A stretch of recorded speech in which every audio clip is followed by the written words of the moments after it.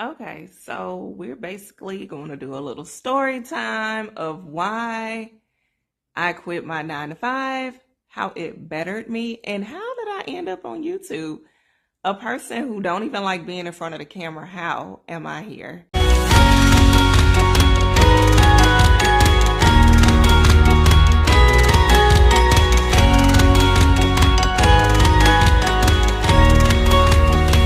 Hey y'all, welcome to my channel. I am new here. This is my first time ever making a video other than a short on my page. So I just wanted to do a quick little introduction, go over what led me here, because I'm a person who don't even really like being in front of the camera, but I'm here. So let's get the show started. Hopefully this inspires someone out there to take a leap of faith, trust in God, pray, and just do it. Just go for it, because that's pretty much what I did when I walked away from my job. When it comes to a plan or thought it out, y'all, I prayed, and I don't even think I gave God enough time to answer my prayer, and I was out the door. Y'all, I have my notes right here so I don't get off track, but it's like around 2020, I manifested this job. This job was mine. I prayed for it. I studied for it. The salary, everything that I wanted came to light. Y'all could not have told me I would be at this point. Y'all could not have told me that I would be depressed, have anxiety, be stressed out, just sad, my spirit gone because of that career that I manifested. Y'all would not have ever told me that. I'm still wow. Something that I really wanted was nothing that I needed. Crazy, bro. Now, I can't go into depth about, all the details of what happened, because this was once everything was said and done and everything came to light, this was like a big ordeal. It was insane. But basically, I think I probably could have managed and dealt with it if it was like a manager, or I don't know. This person that I was dealing with, I was her assistant to the position, the title that she held. And it was a big title. And we was like this close. I knew everything about her. She knew nothing of me. Didn't care to know anything of me, which was fine because I'm a private person. But I knew what she was really thinking. I knew what she really felt because, like I said, I was her assistant. And the things that she would say to the different employees behind closed doors, I can't even describe what I felt for them, what I felt for myself, having to witness the things that went on behind closed doors. Mind you, what's so crazy? We were in a department that knows better, a department that knows policy, a department HR. Let me back up a little bit, because when I applied for the job, like I said, I studied for it. So I knew who I was going to be working for. I knew everything because I studied. I manifested this job. And when they say you can't judge a book by its cover, baby, I would have got a prize, a Nobel Prize, whatever you want to call it, a peace offering, not a peace offering, but baby, when I say I judged it correctly, and I went to my husband and I was like, oh, she looked like she gonna be a beast. She looked like she is going to be hard to work with. And me thinking stop, Shakar, you just hyping it up. Baby, I was so spot on, so right, y'all. Sometimes you can judge a book by its cover because you can just tell. But the environment was so toxic. Nobody wanted to be there. It was not in our department. It was probably 15 of us, and they were wondering how How are you still coming in here day to day smiling? Nobody knew that I was feeling what all of them were feeling until everything was out in the open. Because, take that back, it was one person who felt what I felt. Or, portrayed like everything was okay and it really wasn't. And other than her, nobody knew the real. Nobody knew what we were facing every day because we would just put on a smile and just suck it up. It had been so many times where I said, F it, I'm quitting, I'm done. Like, they can have this job. Like, no. And it was multiple people. Well, I ain't gonna say multiple, a couple of people who was like, don't do it. Don't do it. Everything's going to work out in your favor. Don't do it. Don't do it. Just trust that everything is going to work out in your favor. At the time, I had, like I said, just left my work at home job. This is the height of COVID. Like, don't walk away from your job. Don't do it. Y'all, we had an employee who quit. She sent an email to the top people. The top. I'm going to say CEO, but it wasn't a CEO. It was bigger than a CEO. Baby, she sent that email and nobody said nothing. Nobody said nothing. I would never forget. When she sent the email, when the girl who quit sent the email, she also copied our boss. She copied her so she can see. It wasn't nothing that she was doing what she didn't want her to know. Oh no, she wanted her to know. I got to work that morning and my boss called me in the office. This is the first time I ever seen her look like she even cared about something. But it almost came off like she just thought she was invincible. Like she didn't care. Like, okay, that's how she felt. She quit. Who cares? Who's going to believe her anyway? Y'all, she blind copied everybody. The top people that she sent it to. So my boss didn't know all these people was tagged on. It had to be like 50 people on this email that she sent out to everybody. Y'all. So we thought she couldn't be touched because of who she knew, how high up she was in the company. And like I said, a whole month went by. Nobody said nothing. There was no correspondence sent back. This what happened. What y'all feel? Is this true? Is this not true? Nobody reached out to us and said nothing. Y'all, like a month, it could have been like 3 or 4 weeks later. Everybody gone. Of course, I was the last one there. I'm getting ready, taking my stuff down. I leave. I see some people pull up, but me not thinking nothing. We in a training facility. So I'm like, maybe they got late classes. I don't know. I leave. Y'all.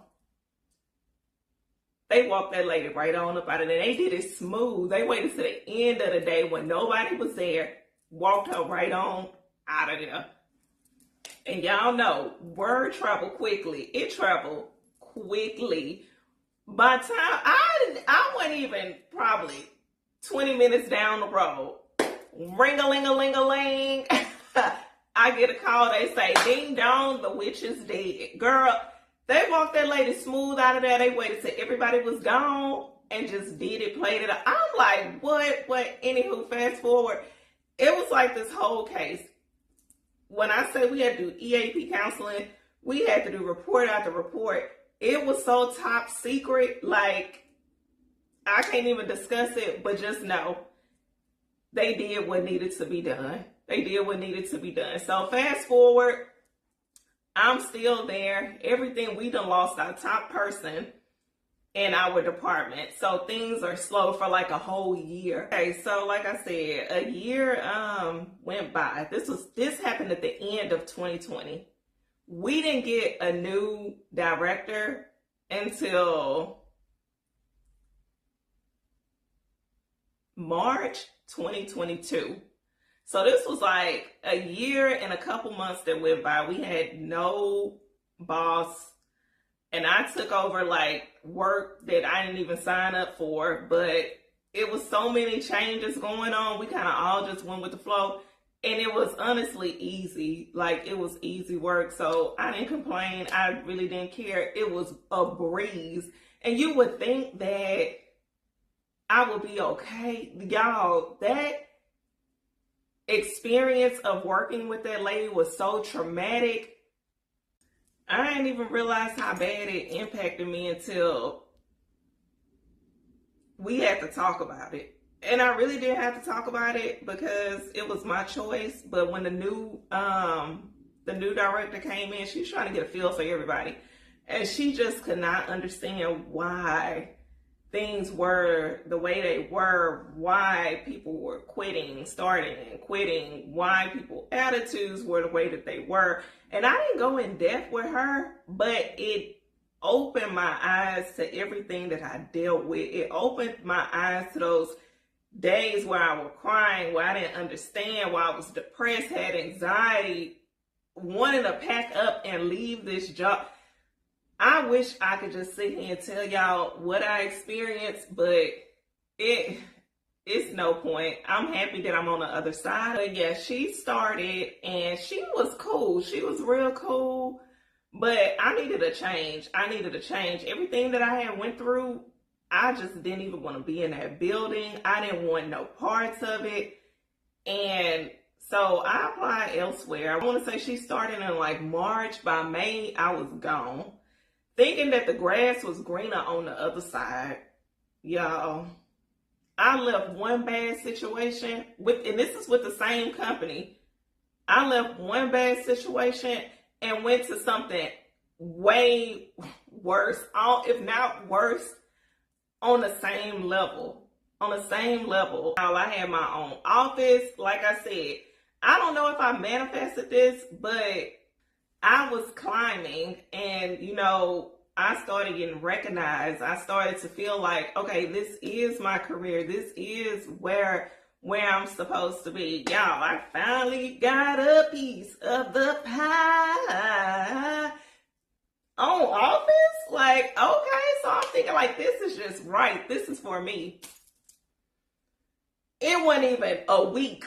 They fired my boss. Y'all, the whole department was under investigation. Like, I cannot make this stuff up. I can't make it up. Nobody told me anything. Nobody gave me like a wink, a eye.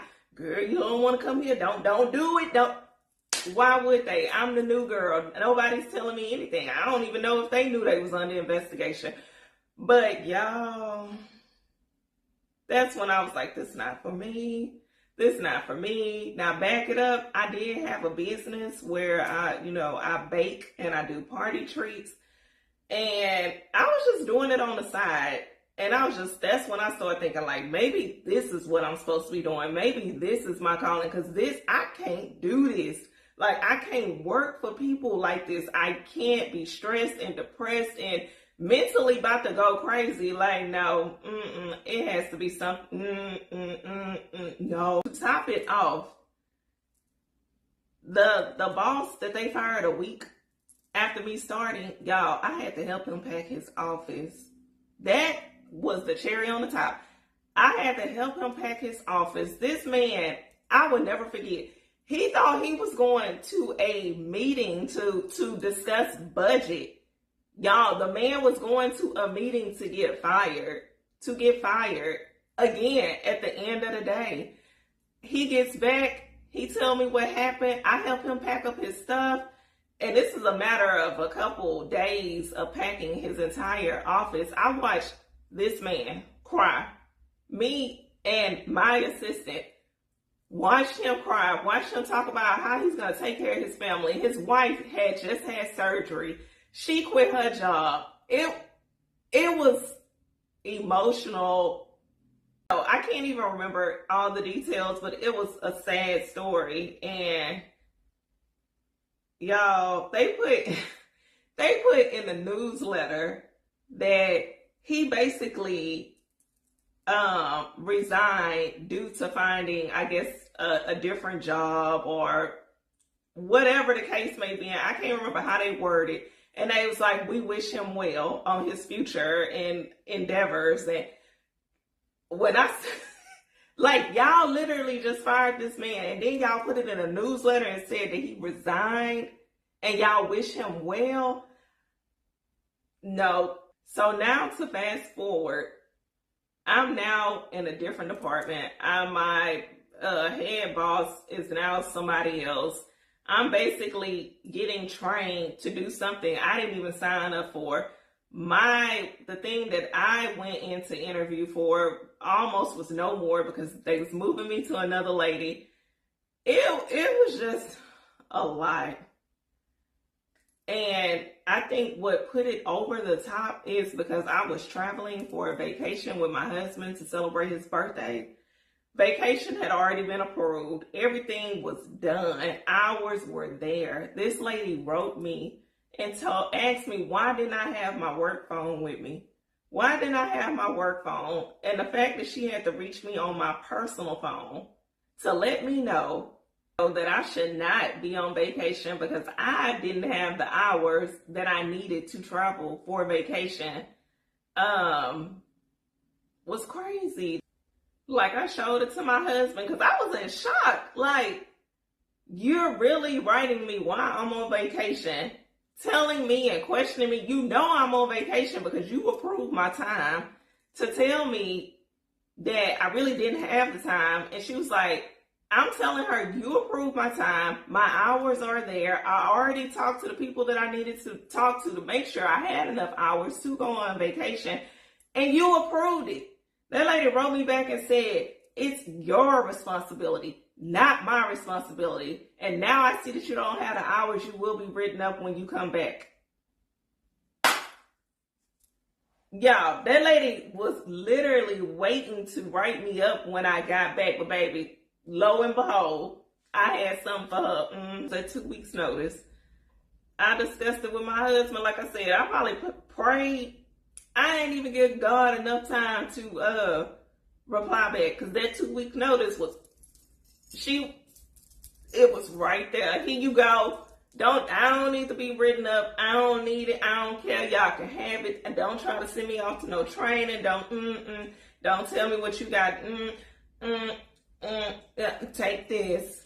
And that's exactly how it went. And all of that, y'all, I still had 3 days of vacation. After I came back from vacation, I still had 3 days of PTO.